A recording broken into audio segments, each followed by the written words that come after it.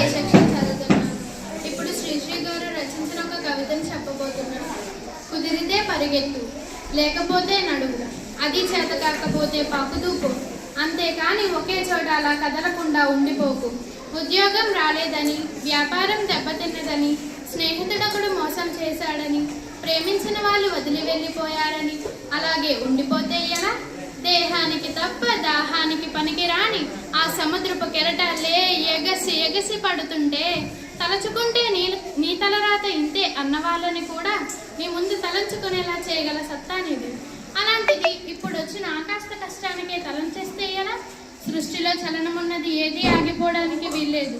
పారే నది, ఊగే చెట్టు, ఉదయించే సూర్యుడు, అనుకున్నది సాధించాలని నీలో కసికసిగా ప్రవహిస్తుందే, ఆ నెత్తురుతో సహా ఏది ఆగిపోవడానికి వీల్లేదు. లే, బయలుదేరు. నిన్ను కదలనివ్వకుండా చేసిన మానసిక పాత సంఖ్యలను తెంచేసుకో. పడ్డ చోటు నుండే పరుగు మొదలుపెట్టు. నువ్వు పడుకునే పరుపు నిన్ను ఛేదరించుకోకముందే బద్ధకాన్ని వదిలేయి.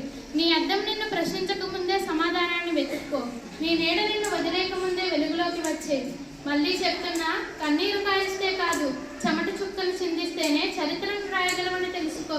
చదివితే ఇవి పదాలు మాత్రమే, ఆచరిస్తే హస్త్రాలు. ధన్యవాదాలు.